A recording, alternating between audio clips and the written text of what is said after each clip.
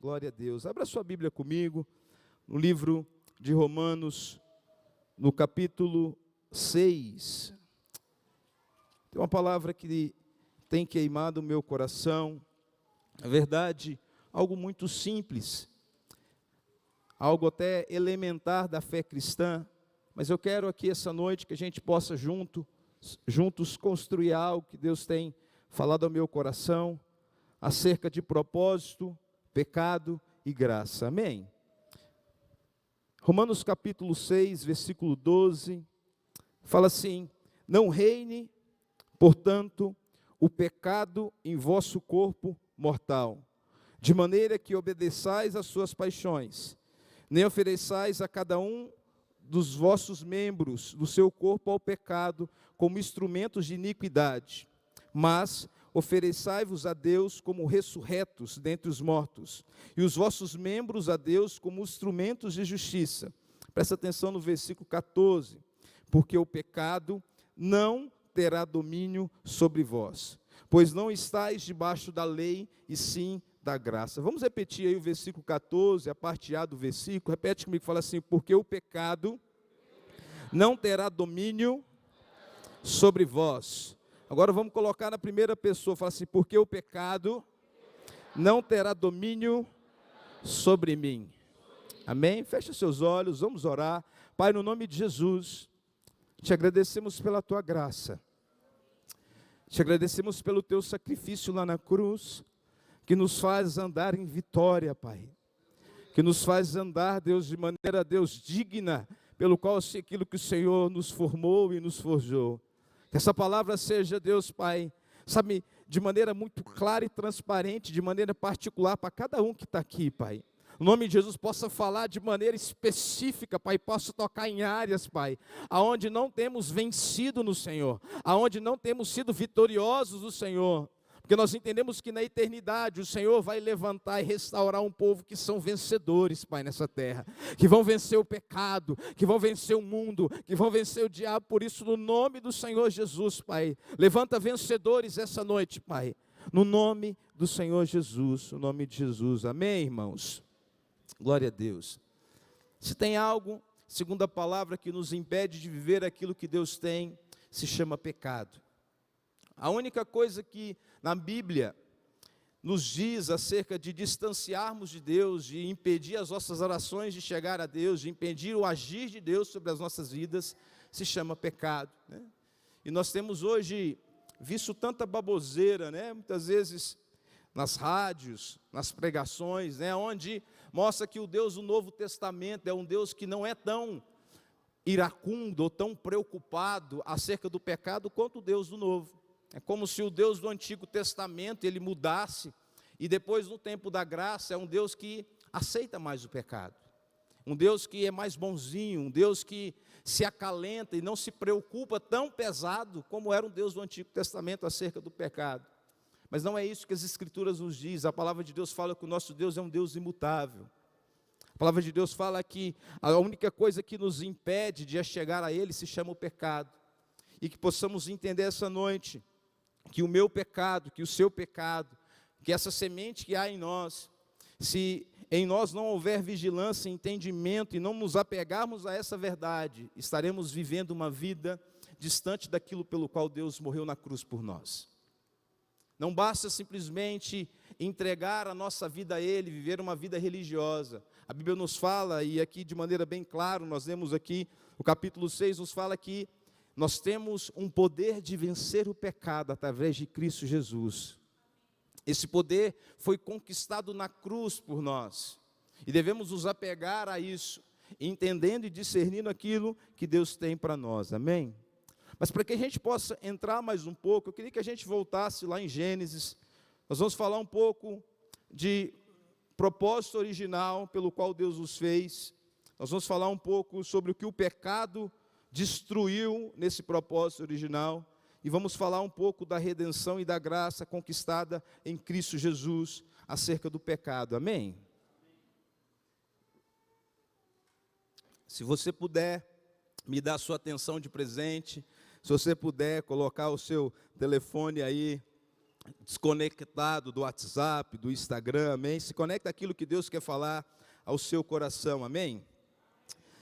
Gênesis capítulo 1, versículo 26, fala o seguinte: também disse Deus, façamos o homem a nossa imagem, conforme a nossa semelhança.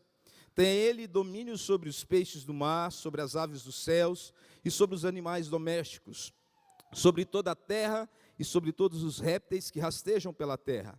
Criou Deus, pois, o homem à sua imagem, a imagem de Deus o criou, homem e mulher os criou.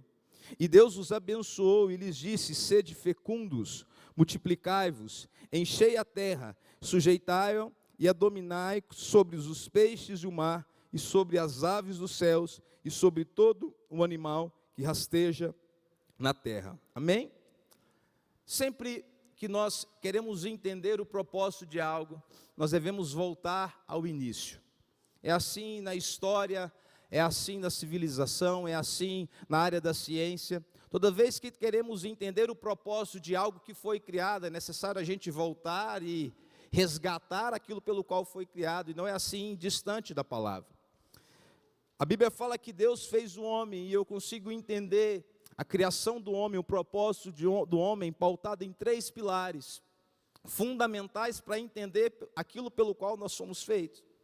Muitas vezes você está ali com a máquina de lavar nova, você começa ali, né, e as máquinas de lavar hoje, parece que o tempo de durabilidade dela, não sei só lá em casa, né, é cada vez menor, e aí você tenta consertar, o conserto fica mais caro do que a nova, e assim todos os eletrodomésticos, né? E você pega uma máquina de lavar nova e você tenta funcionar ela do modo da antiga, e muitas vezes você começa a ter alguns tipos de problema, e você tem que voltar para o manual e entender o propósito daquela máquina para que ela funcione em sua plenitude da maneira pelo qual ela foi criada.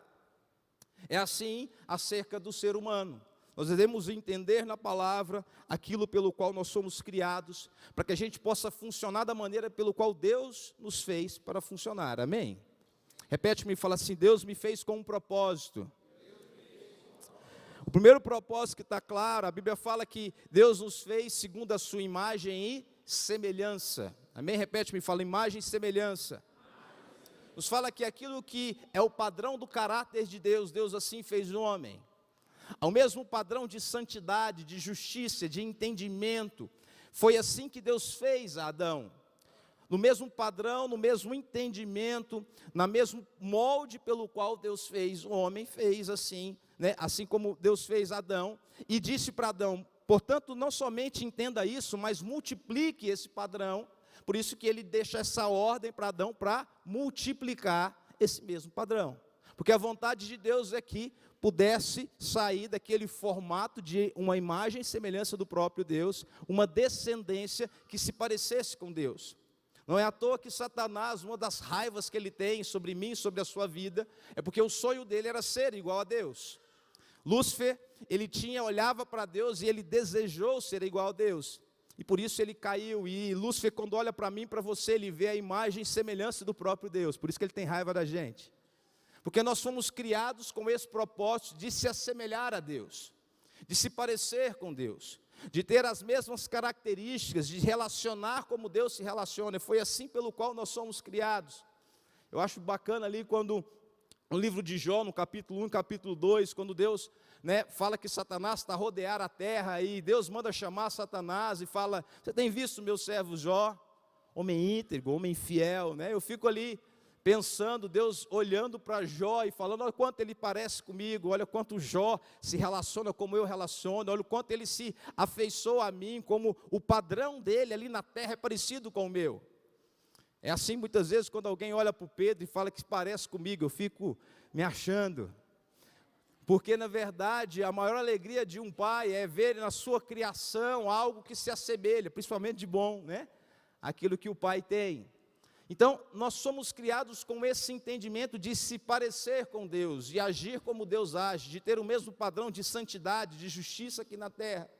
O segundo propósito que nós temos o entendimento da palavra é acerca do governo e acerca do domínio sobre a natureza criada. A Bíblia fala que Deus construiu o Éden, aquilo que havia de maior perfeição, e Deus entregou a chave, o governo do Éden, na mão do homem. E ele disse: sujeitai a natureza, dominai a natureza, dê nome aos bichos. Isso nos fala de um lugar de governo sobre a criação, nos fala de um lugar de domínio sobre a natureza, sobre aquilo pelo qual foi criado. Ele cria a mulher e determina que essa mulher vai sujeitar a esse homem. O entendimento de governo e o entendimento de domínio sobre a natureza criada. E a Bíblia fala também, se você vai ver lá no capítulo 3, versículo 8, a Bíblia fala que todas as tardes Deus tinha ter com Adão. Todas as tardes Deus tinha um momento com Adão, tinha um relacionamento, um bate-papo, uma conversa ali com Adão. Isso nos fala do terceiro princípio do propósito da criação, que nos fala do relacionamento e intimidade. Deus criou Adão para que ele pudesse se relacionar com Adão. Deus criou o ser humano para que nesse ser humano ele pudesse ter ali um relacionamento de intimidade, de paternidade pelo pai e pelo filho. Repete-me e fala assim: imagem e semelhança, governo e relacionamento. Mais uma vez, fala imagem e semelhança, governo e relacionamento. Para mim, de maneira bem simples, é isso pelo qual nós somos criados.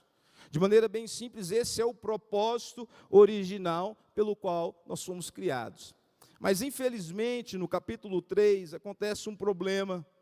Acontece ali, algo pelo qual não era da vontade de Deus, onde Deus deixa claro uma regra, onde Deus deixa claro ali um padrão, um princípio a ser obedecido, de não comer de uma árvore, e essa árvore, tanto Adão como Eva, eles comem desse fruto proibido.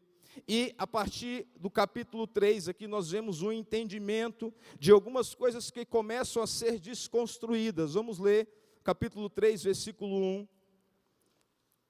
Eu não quero falar especificamente da queda, mas eu quero falar das consequências do pecado em ferir esse propósito original. Capítulo 3, versículo 1 fala: mas a serpente, mais sagaz que todos os animais selváticos que o Senhor Deus tinha feito, disse à mulher: é assim que Deus disse, não comereis de toda árvore do jardim?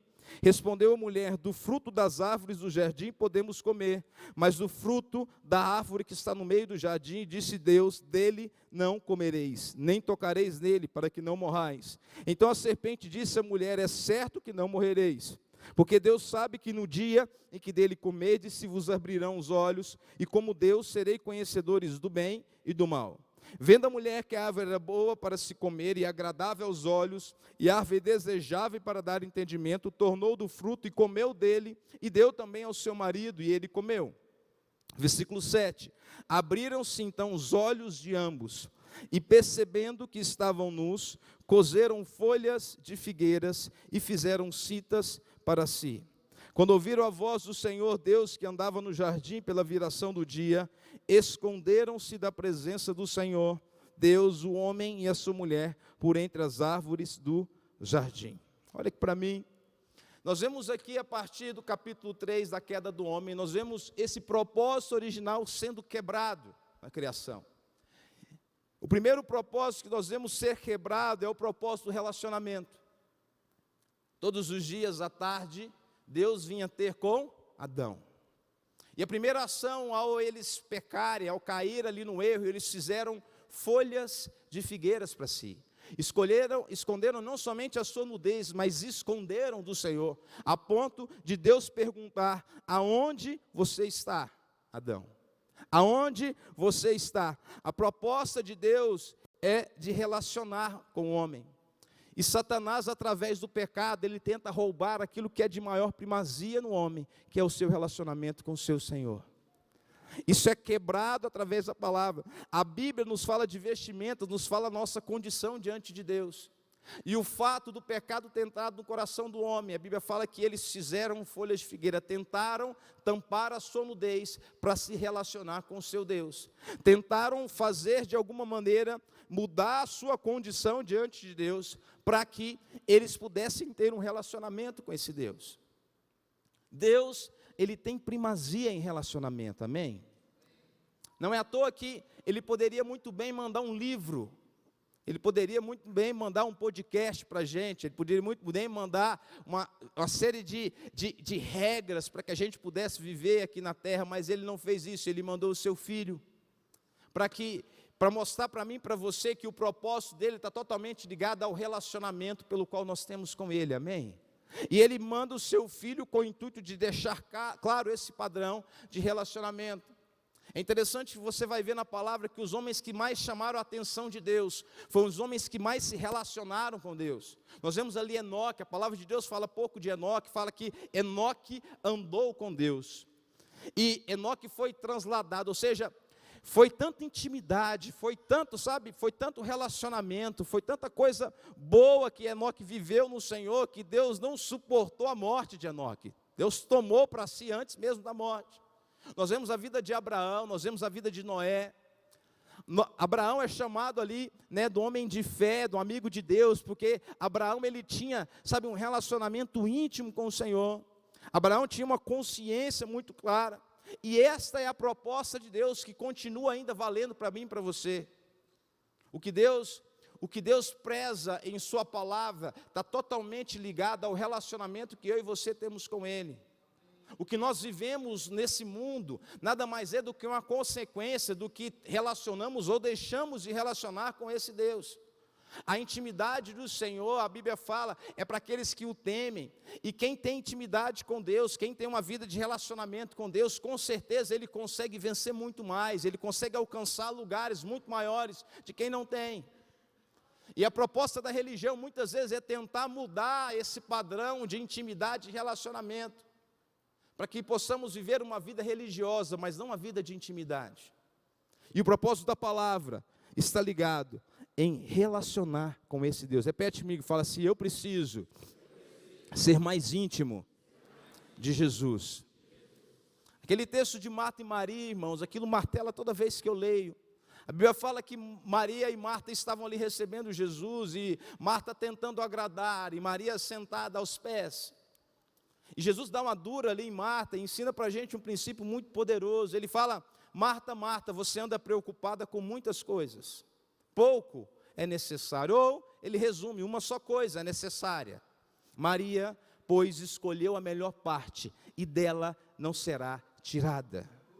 A intimidade com o Senhor Jesus resume ali: uma coisa é necessária, e ele resume isso nesse relacionamento. Ele fala algo mais: essa intimidade, nem o mundo, nem a circunstância, nem as pessoas têm o poder de roubar ela de você. O relacionamento que você tem com Cristo, nada tem poder de roubar isso de você. A Bíblia fala daqueles 3 amigos de Daniel que foram lançados na fornalha, e a Bíblia fala que quando olharam de longe, viram 4.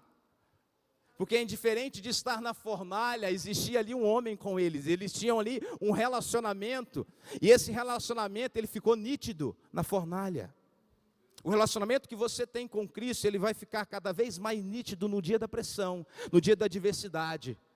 Fora da fornalha ninguém viu o homem, mas dentro da fornalha estava nítido um homem no meio deles. Esse homem é chamado de Cristo. Esse homem é o Cristo ressurreto, vivendo no nosso meio, amém? O dia da pressão, o dia da fornalha vai revelar o quanto eu e você temos de intimidade, o quanto eu e você temos de relacionamento. Abre comigo aí em Êxodo, capítulo 19. Não precisa abrir, deixa o Bruno abrir aqui. 2 textos só para a gente entender. Esses textos é base, versículo 6. Êxodo 19, 6. Nós vemos o próprio Deus. Esse texto é um texto base, você que está chegando no nosso ministério, congregando conosco. Esse texto, para mim, Êxodo 19, 6 e Êxodo 20, 19, são textos básicos, como alicerce do nosso ministério, pelo entendimento pelo qual Deus deu ao nosso pastor Voneir, acerca de sacerdócio, que nos fala desse relacionamento. A Bíblia fala que o povo se reúne e Deus dá uma ordem para o povo. Ele fala: vós me sereis reino de sacerdotes, nação santa. São essas palavras que falarás aos filhos de Israel. A vontade de Deus era que todos fossem sacerdotes. A vontade de Deus era que todos tivessem esse entendimento de se relacionar com Deus, de intimidade com Deus. Mas a palavra de Deus fala lá no capítulo 20 agora, no versículo 19, que o povo vendo Deus falar com Moisés, esse povo ficou com medo. E eles falaram o seguinte: não, Moisés. Disseram a Moisés: fala-nos tu e te ouviremos, porém não fale Deus conosco para que não morramos. O pecado em nós, ele tenta destruir o nosso relacionamento com Deus, tenta gerar medo, tenta nos distanciar desse Deus, tenta fazer com que a gente perca essa essência de relacionamento com Deus. E esse povo, aonde Deus deixou claro o entendimento deles serem sacerdotes, ele fala: não, Moisés, nós queremos primeiro que Deus fale com você, não fale conosco não. E muitas vezes é assim no nosso meio. Nós queremos que Deus fale na boca do pastor, não quer que Deus fale com você. Você quer muitas vezes ter uma resposta, em vez de você entrar num lugar de intimidade, você quer buscar alguém para traduzir uma resposta de Deus para você. Quantas e quantas vezes nós queremos que se levante um profeta, é ou não é? Não sei se é só na minha vida, que se levante um profeta para dar uma direção. Mas é necessário, e a princípio da palavra, não desmerecendo o ministério profético, que ele serve de edificação da igreja, mas mais do que isso, Deus quer estabelecer um nível de intimidade, para que ele possa falar ao seu coração. E quando vier uma profecia, essa profecia nada mais vai vir para confirmar algo que Deus já falou no seu coração, amém? É algo para ser selado, não é algo para ser esclarecido. Então, esse é o primeiro propósito pelo qual o pecado vem destruir. Adão, agora você não pode mais falar com Deus. Para falar com Deus, agora você precisa vestir vestimentas. O segundo propósito quebrado nos fala de perder a nossa filiação, a nossa imagem e semelhança do próprio Deus. Quando você perde a sua carteira de identidade, você vai ter lá o seu nome, você vai ter lá os seus nomes dos seus pais, você vai ter lá a data do seu nascimento e aonde você nasceu. O propósito do pecado é destruir essa identidade de filho que você tem. O propósito do pecado é fazer com que você perca esse nome pelo qual Deus te deu, essa filiação, esse relacionamento de paternidade. O propósito do pecado é que você perca a sua origem. O pecado ele vem para te deformar na sua imagem e semelhança. E aí nós vemos já na palavra, esse pecado destruindo dessa forma. Já no versículo 7 nós vemos ali a visão, de santidade que havia no Éden. Ao pecado entrar, Adão olha para Eva e fala: nós não podemos ficar nus mais, eu tenho que colocar ali folhas. Ou seja, o pecado vem deformando essa imagem e semelhança do próprio Deus pelo qual ele foi criado. E ele quebra esse princípio, ele destrói esse entendimento de santidade, de se parecer com Deus. E por último, o pecado, ele quebra o poder de dominar sobre a criação, de dominar sobre as circunstâncias, de dominar sobre a natureza criada. E aí a partir de agora, eu não tenho mais domínio sobre mim mesmo, eu não tenho mais domínio sobre aquilo que foi criado, eu não tenho mais domínio sobre as circunstâncias. A partir de agora, aquilo pelo qual eu vivo é que doutrina e direciona a minha vida. Nós já vemos isso aqui no capítulo 4, quando aqui nós temos Caim e Abel, no versículo 7, nós temos aqui, a questão da oferta dos dois, e Deus aqui, no versículo 6, capítulo 4, versículo 6, fala: então disse o Senhor, por que andas irado, e por que descaiu o teu semblante? Versículo 7, se procederes bem, não é certo que serás aceito?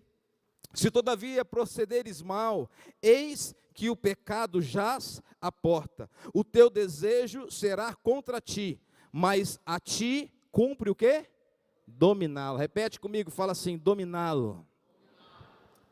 O pecado vem gerar na minha vida, no meu relacionamento, ele vem quebrar esse governo, e esse primeiro governo que ele quebra é o governo de mim mesmo. Não é à toa que um dos principais frutos do Espírito, dito na palavra, nos fala do domínio próprio. Ele vem destruir na minha vida essa consciência de dominar a minha ira, de dominar o pecado, dominar os meus olhos, dominar os meus ouvidos, dominar a minha boca. Eu não consigo mais dominar a minha natureza criada. Eu não consigo mais dominar aquilo que eu faço. Eu sou direcionado. Eu não mais penso antes de agir. E aqui Deus deixa de maneira bem clara que antes, da queda, antes dele matar o seu irmão, ele fala: esse desejo está na porta, mas cabe a você, Caim, dominar. Cabe a você destruir, cabe a você colocar o seu desejo no lugar certo. E esse pecado, ele vem destruir isso. Interessante que esse entendimento, irmãos, de governo, ele é tão forte que a gente podia falar só uma noite aqui, somente sobre esse governo que nós perdemos. E o interessante é que o mundo, né, e muitas vezes, muitas pessoas dentro da igreja, ele tenta buscar esse governo naquilo que não deveria ter governo, que é governo acerca das coisas dessa terra. E não é isso que é a palavra, porque quando eu tenho um entendimento e um desejo de governar nessa terra, no sentido de ter poder e fama para mim, na verdade eu já sou sendo dominado pelos princípios desse mundo. Esse governo nos fala de governar primeiro, ter esse domínio próprio. Esse governo nos fala também de governar as circunstâncias, de governar as circunstâncias que me envolvem. Quantas e quantas pessoas agem por uma pressão, por uma circunstância de dificuldade, eles agem sem pensar.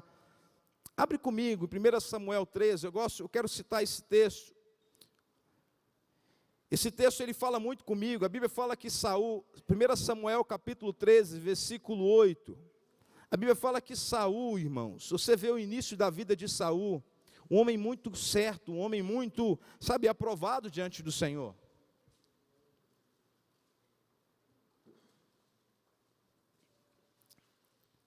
Saul, ele tem um começo de ministério muito bacana, um cara, escondido na bagagem, um cara, que entendeu o propósito de Deus, um cara com princípios. Ele começa bem, mas no versículo 8, 1 Samuel 13, 8, já começa a mostrar algumas características de Saul, aonde ele, mesmo sendo rei, ele começa a perder o domínio, ele começa a perder a essência.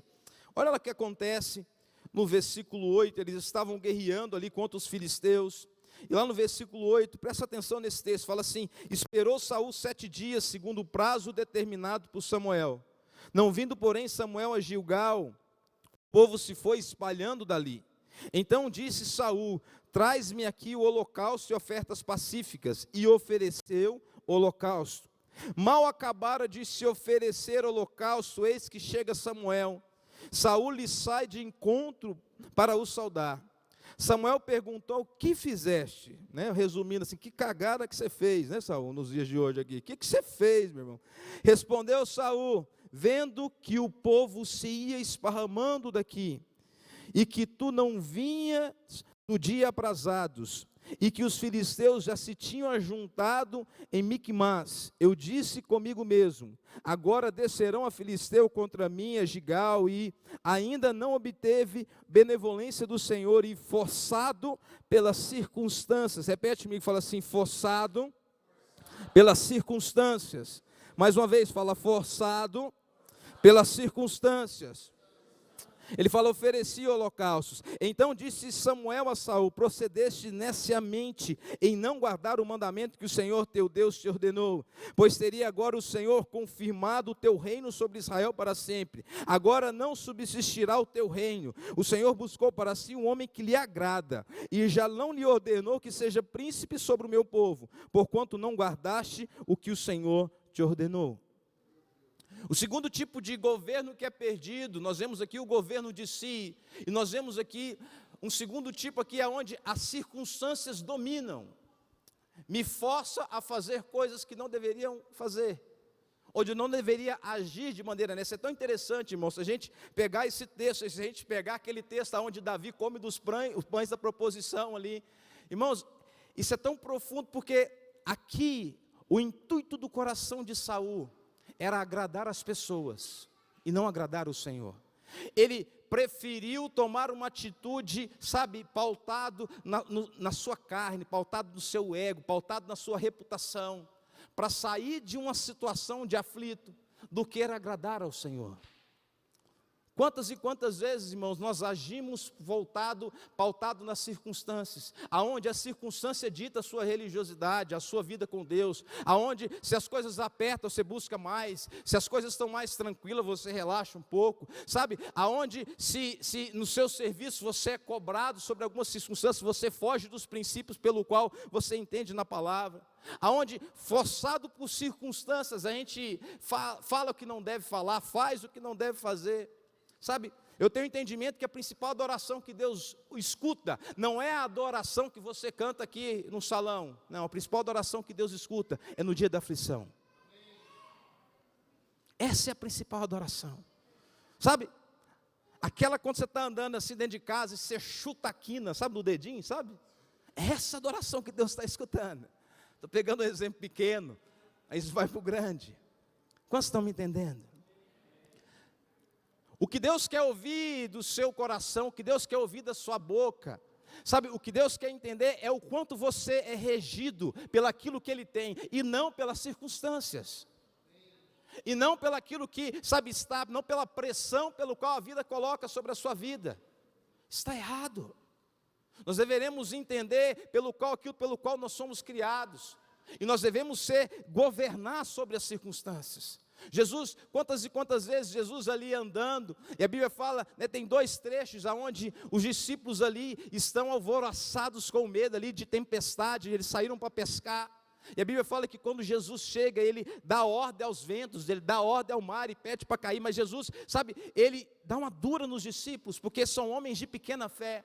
Quanto menor a sua fé, maior a sua dependência nas circunstâncias. Quanto menor o seu entendimento pelo qual Deus te criou, a sua essência, maior a sua dependência, se o dia é bom ou se o dia é mau. E precisamos entender que não devemos, ser reféns das circunstâncias, nós devemos estar num nível diferente, amém? O lugar do quarto homem é lá dentro da fornalha, amém? E o terceiro tipo de circunstâncias, né, o tipo de governo que perdemos com a queda, nos fala da fama, nos fala do dinheiro e nos fala dos bens. O único texto na palavra onde Deus compara a sua majestade com outro Deus, não é um Deus chamado Baal, não é um Deus chamado Júpiter, não é nenhum tipo de Deus que os orientais ali adoravam. O único Deus que Ele compara em tamanho poder, e Ele fala, cuidado você servir a 2 senhores, nos fala de Mamon, nos fala do dinheiro. E quantas vezes nós perdemos o governo sobre o dinheiro e deixamos que o dinheiro nos governe. Isso não estou falando somente de abundância, isso também estou falando de escassez, aonde a minha métrica de vida está pautada, em um relacionamento não com Deus e sim com Mamon. Eu gosto do autor ali de Marcos, quando ele fala ali da parábola da semeadura, e quando ele vai explicar, ali no capítulo 4 de Marcos, ele fala que aquela semente que foi lançada na terra e os espinhos vieram e cobriram, ali fala de uma semente que ela criou raiz, ela começou a crescer, mas a Bíblia fala que os espinhos sufocaram e mataram aquela semente. E ali, o autor ali, Marcos, citando aquilo que Jesus estava falando, ele fala o seguinte, que aqueles espinhos nos falam do cuidado do mundo, das fascinações das riquezas e as demais ambições. Repete-me, fala, cuidados do mundo, fascinação da riqueza e demais ambições. E é tão interessante que fala que esses espinhos, ele fala, concorrendo com essa palavra, a sufocam até matar. Está falando de um domínio que nós perdemos, e uma necessidade de poder, de fama, de autoridade. Por isso que eu falei no começo, muitas vezes quando a gente fala de governo pautado no propósito original, nós queremos esse tipo de governo. O governo da fama, o governo do poder, o governo de ter dinheiro, o governo de dominar essa terra, e não é o seu propósito. É tanto que o próprio Jesus, ele foi tentado acerca disso. Jesus ali, ele tinha um DNA de rei. Muitas vezes a gente lê aquele texto ali em Mateus 4, nós não entendemos. Jesus ali, ele foi criado, a vida toda, ele tinha um entendimento de ser rei, estava majestoso. A Bíblia fala que diabo, Satanás, leva ele num lugar muito alto, muito bonito, e ele mostra todas as nações da terra. E ele fala, se você se prostrar e me adorar, eu vou te dar tudo isso aqui para governar. E Jesus ali vira para Satanás e fala, não, somente ao Senhor adorarás. Ali está totalmente conectado, falando acerca de governo. Eu não preciso se sujeitar à fama, ao poder e ao dinheiro dessa terra, para estar no lugar pelo qual Deus quer que eu esteja. Repete-me e fala assim, eu preciso governar sobre a fama, sobre o poder e sobre o dinheiro. Quantos estão me entendendo aqui? Amém? Então nós entendemos que o pecado, ele destrói essa semente chamada pecado, ele quebra esse princípio de relacionamento, onde eles fizeram figueiras, folhas de figueiras para cobrir a sua nudez. Ele quebra esse entendimento de imagem e semelhança, aonde nos deforma e perdemos a santidade, a justiça de Deus. A Bíblia fala que todos pecaram e todos estão destituídos da glória de Deus. E esse pecado, ele quebra o entendimento de governo. E nós entendemos aqui que é o governo acerca de si mesmo, o governo sobre as circunstâncias e o governo acerca das coisas criadas. Amém? Mas a Bíblia fala que Deus manda o seu Filho, e ao mandar o seu Filho lá na cruz, algo acontece sobre a minha vida e sobre a sua vida. Cristo na cruz do Calvário, Ele não somente compra a nossa salvação. Eu não somente sou livre do inferno, mas algumas coisas poderosas que eu quero entrar com você aqui na palavra, que a gente possa entender isso, sabe, de poderoso que Deus fez ao nosso respeito. É tão sério isso, que se a gente voltar lá em Gênesis 3, versículo 21, a Bíblia fala que já existe, né, já tem uma tipologia do próprio Cristo aqui no versículo 21.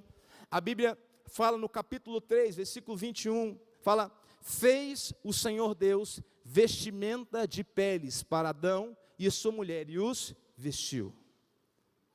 Aqui Deus já traz um entendimento do propósito de Cristo na cruz do Calvário por mim e por você.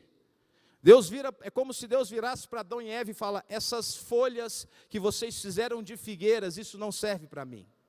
Essa condição criada por vocês, essa situação de vida forjada por vocês não serve para mim. Essa vida religiosa não serve para mim. Essa vida de boas ações, ela não é palpável para mim, ela não é plausível para mim. Eu não aceito esse vestimento, eu não aceito essa condição de vida. E a Bíblia fala que o próprio Deus faz vestimentas de peles. Aqui nos fala que o próprio Deus mata ali um animal, e daquele animal ele tira a pele para cobrir a nudez do homem. Aqui nos fala do sacrifício de Cristo na cruz, aonde ele foi considerado como um cordeiro puro e sem defeito, e morreu na cruz por mim e para você, mas não somente para me salvar, mas para mudar a minha condição diante de Deus. Amém? Cristo na cruz, ele morre e ele muda essa condição diante de Deus, uma condição que é aceitável diante de Deus.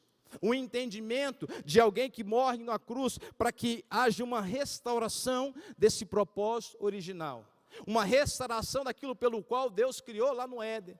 Por isso que nós vemos aqui em Romanos, ele comparando sempre o primeiro Adão e o último Adão, e ele chama Cristo de último Adão. Por quê? Porque o propósito de Cristo vir à terra é restaurar o propósito original pelo qual ele criou Adão. O propósito de Cristo vir à terra é fazer com que voltemos, né, ao entendimento, sabe, pelo qual Deus criou ali no Éden. E eu quero trazer de maneira muito prática aqui para mim e para você, que possamos entender o que a cruz representa nesse propósito original para mim com Deus. Primeiro ponto, ele restaura a nossa intimidade com Deus. A Bíblia fala que nós éramos inimigos de Deus, que o pecado nos fez inimigos, e a Bíblia fala que através de Cristo, vindo na terra, Ele nos reconciliou com o nosso Deus, Ele trouxe de volta. É tão interessante isso, que Deus envia o seu Filho à terra, e Cristo, com o entendimento de irmão mais velho, ele nos mostra de maneira muito prática o que é viver uma vida de relacionamento. E eu gosto demais de ver esse entendimento do ensino de Cristo na ótica desse relacionamento. Ele fala: eu só faço aquilo que eu vejo meu Pai fazer. Eu só falo para vocês aquilo que eu vejo meu Pai falar. Eu só me movo nessa terra aquilo que, nesse relacionamento que eu tenho com meu Pai, eu vejo Ele fazer e eu faço. Ele simplifica esse entendimento de uma ação aqui na terra, e Jesus sendo colocado em várias circunstâncias difíceis, em várias tentações, em várias coisas nessa terra, sendo cobrado em várias circunstâncias. Ele tem uma atitude muito sábia, porque ele tem um relacionamento, e ele estabelece esse relacionamento de maneira muito prática aqui na terra.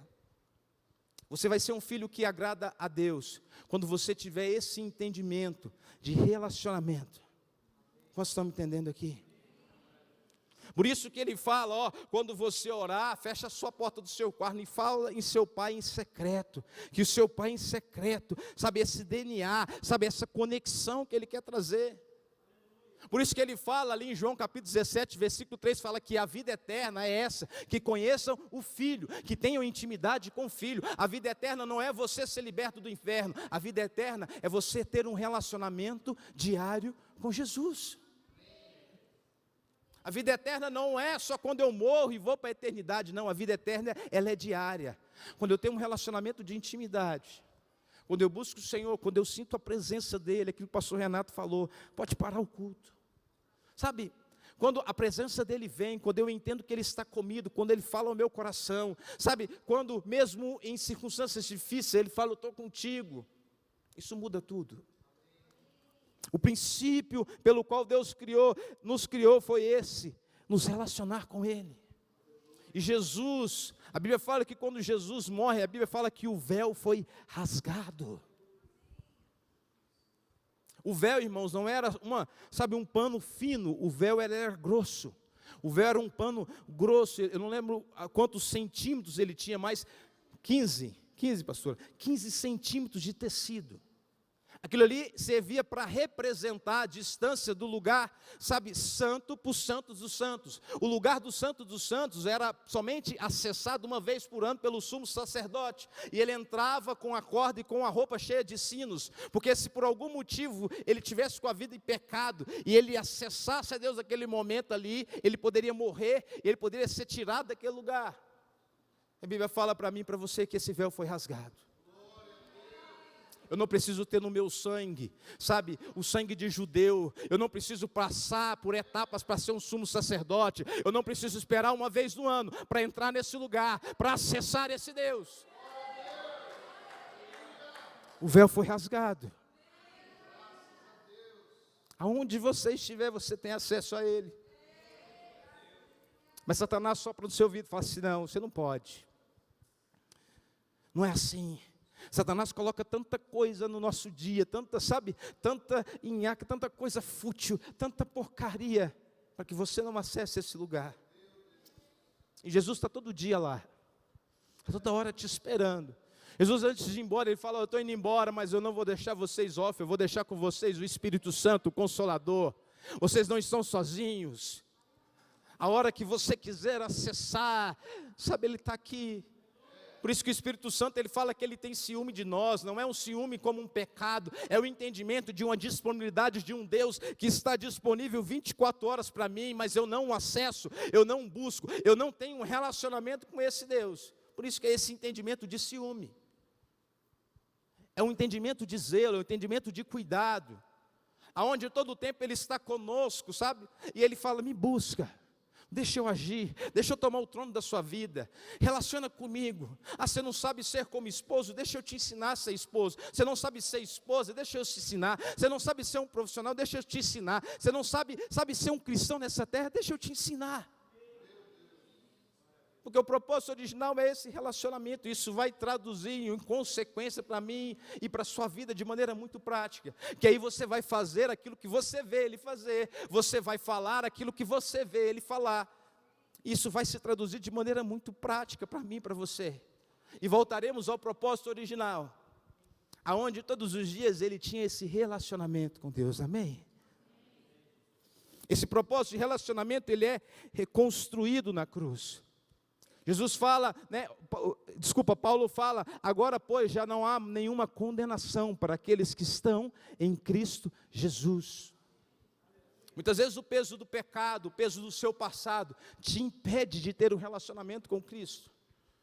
Você caminha com o Senhor, mas muitas vezes há uma condenação sobre a sua vida. Meu irmão, no nome de Jesus, confesse o seu pecado, se arrependa. Se você ainda continua com essa bagagem, procure alguém, confesse, porque não tem nenhum tipo de peso, de condenação que pode me impedir, eu e você, de acessar esse Deus. Por que está pesada a sua mochila? Por que a sua vida está pesada? Por que você não consegue se relacionar com Ele? Ele está disponível todos os dias. Perto está o Senhor daqueles que o buscam. Sujeitai-vos a Deus e Ele se aproximará de vós. Sabe, eu dou um passo, Ele dá 2. Filho pródigo voltou e só de ver de longe o pai correu. Sabe, basta pequenas atitudes suas. Você vai entrar no lugar em Deus, que as circunstâncias, que as coisas dessa terra, que Satanás, que ninguém tem o poder de te roubar desse lugar. Amém? Segundo princípio que nós entendemos que foi quebrado e Deus restaura é acerca do domínio e do governo. Vamos voltar ao texto que nós lemos no início, Romanos no capítulo 6, e para mim aqui, de maneira mais clara, para mim é um dos principais resgates de Cristo ali na cruz. Romanos capítulo 6, lá no versículo 12, nós vamos ler de novo, com o entendimento agora de restauração, com o entendimento da consequência do que Cristo fez na cruz por mim e por você.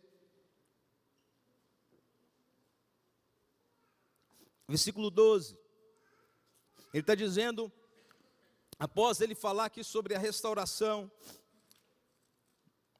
após ele falar ali sobre esse entendimento, ele fala, não reine, portanto, o pecado em vosso corpo mortal, de maneira que obedeçais às suas paixões, nem ofereçais cada um dos membros do seu corpo ao pecado, como instrumentos de iniquidade, mas ofereçai-vos a Deus como ressurretos dentre os mortos, os vossos membros, a Deus como instrumentos de justiça, porque o pecado não terá domínio sobre vós. Repete-me e fala assim, o pecado não tem domínio sobre mim. O entendimento errado, irmãos, e esse entendimento da hipergraça, da supergraça, ele não é novo, ele é antigo. Na época das escrituras, nós já temos isso, Judas já alerta isso, de pessoas que querem transformar a liberdade da cruz em libertinagem.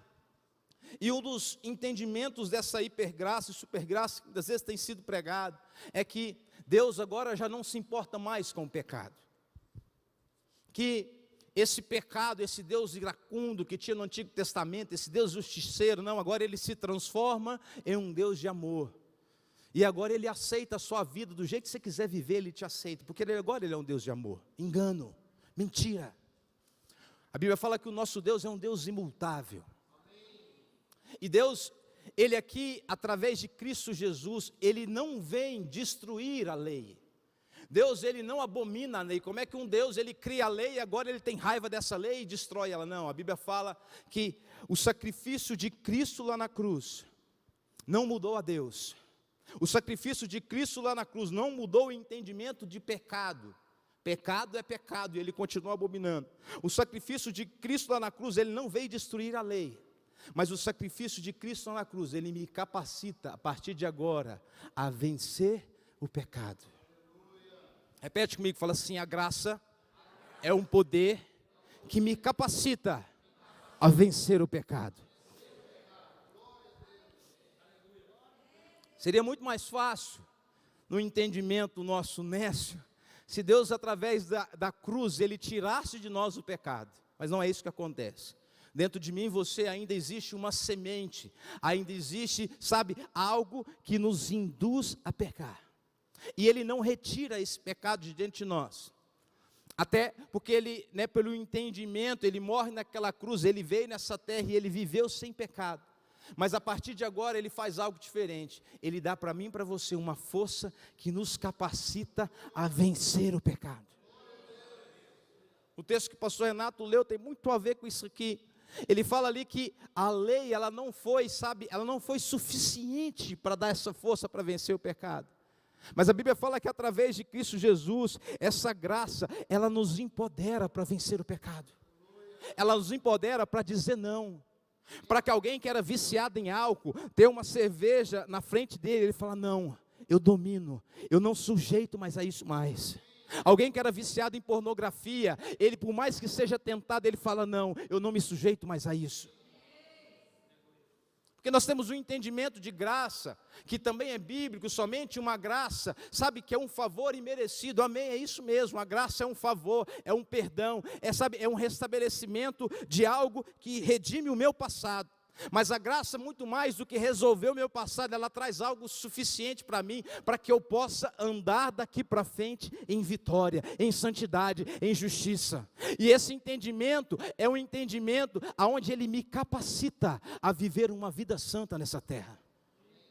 Ele me capacita a viver uma vida justa, a me levar a uma condição digna. Por isso que Cristo lá atrás, Deus através de Cristo Jesus, ele faz vestimentas e entrega esse homem. Porque Jesus, ele não somente, Deus em sua palavra, ele não somente nos mostra o caminho que devemos seguir, mas ele fala, não, eu não somente mostro o caminho, mas eu te capacito a andar nesse caminho. Por isso que um cristão que tem, sabe, como desculpa levantar e cair, está errado, porque Deus na cruz do Calvário entregou seu Filho para te dar graça, para você vencer o pecado todos os dias. Para você andar em vitória, para você ser um cristão, alguém nessa terra, sabe, digno de viver aquilo pelo qual Deus fez, de alguém que vai restabelecer a imagem e semelhança dele aqui na terra. Quantos estão me entendendo? É uma graça para dizer não ao pecado.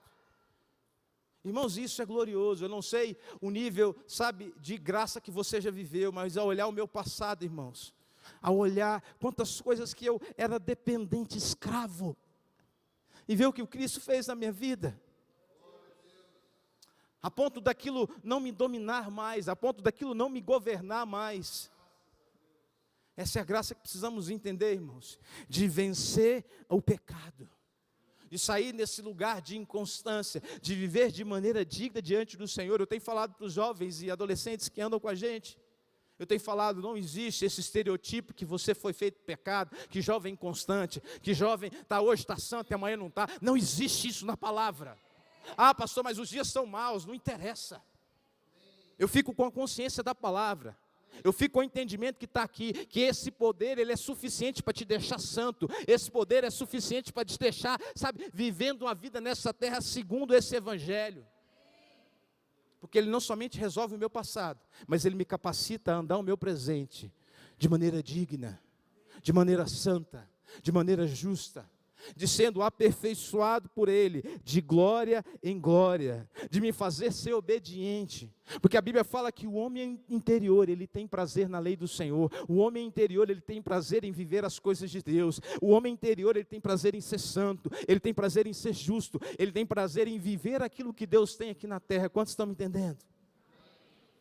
Ele decidiu morar dentro de você justamente por isso, para te mostrar que é possível. Basta você tirar o domínio do pecado, do homem caído, e colocar o seu domínio nas mãos desse ser que mora dentro de você, através do Espírito Santo, e deixar ele governar a sua vida. E aí você vai governar sobre as circunstâncias. E aí você vai governar contra si mesmo. Domínio próprio, que é um fruto do Espírito.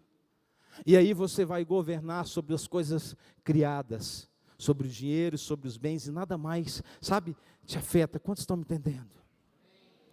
É um lugar de governo, é um lugar onde aquilo que foi criado, você governa, você, sabe, você determina um lugar onde você tem uma vida santa nele.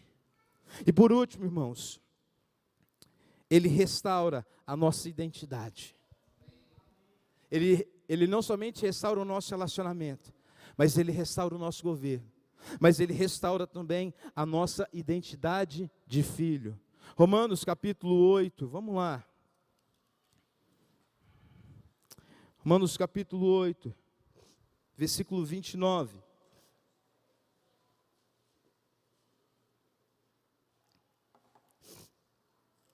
Bendito seja o Senhor.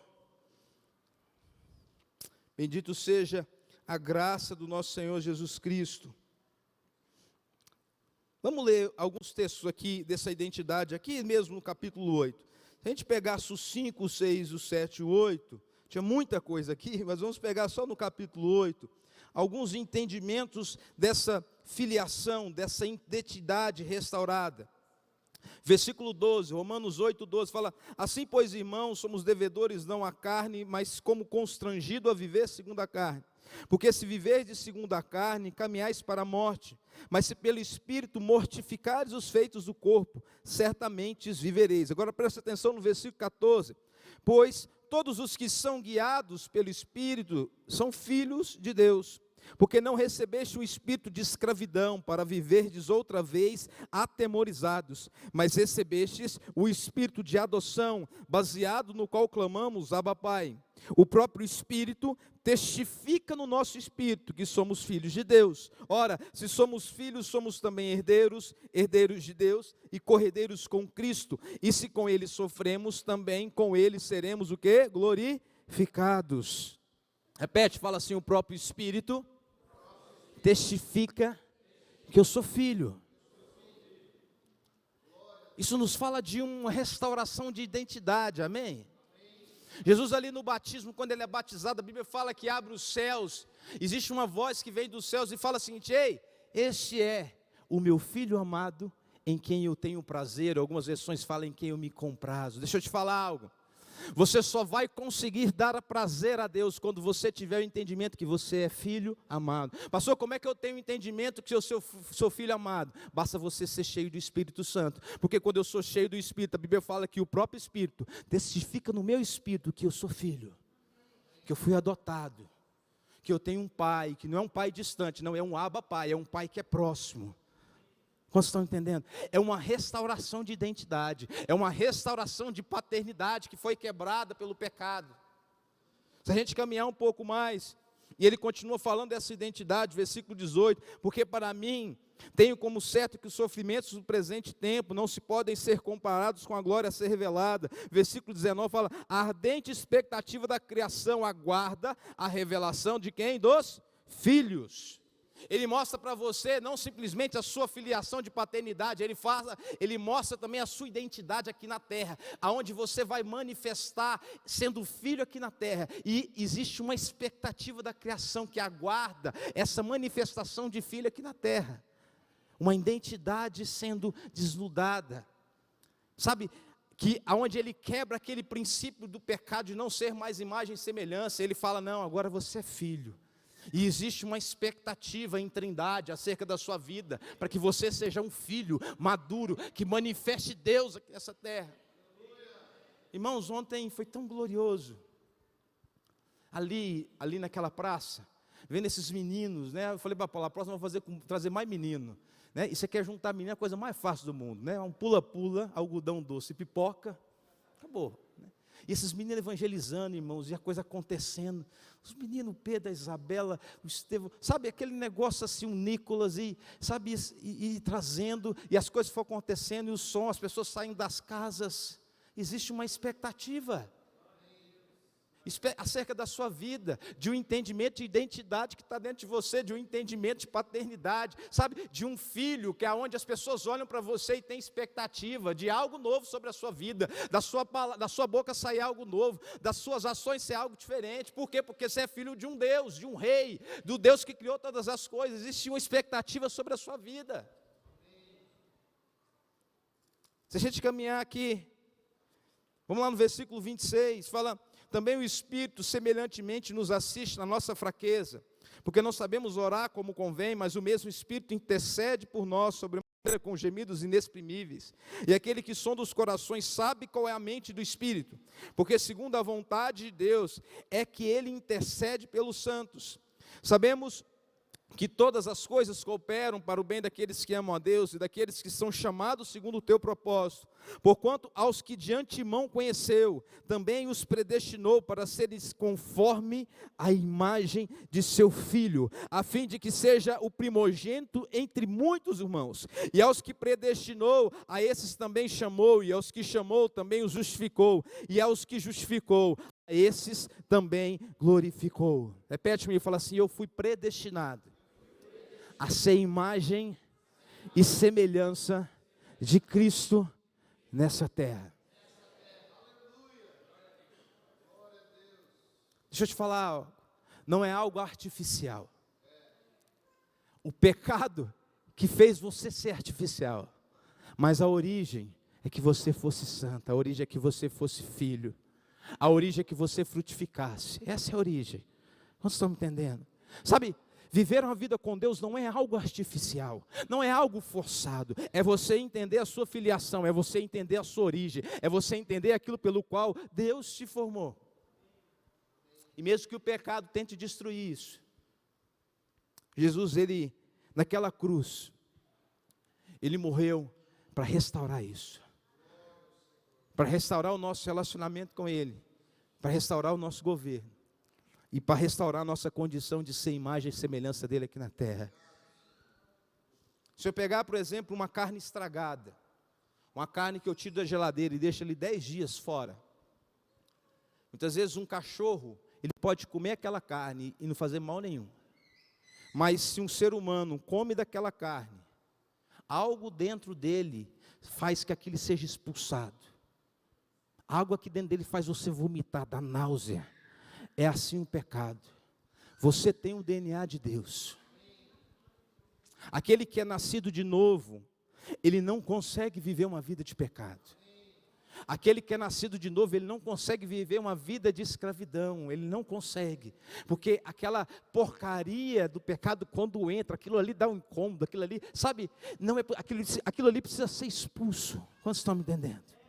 Você foi feito para a santidade de Deus, você não foi feito para esse mundo, você não foi feito para ser escravo desse mundo, você não foi feito para, sabe, viver a deriva das coisas dessa terra, você foi feito para ser santo. Você foi feito para ser justo. Eu não posso viver sem ti.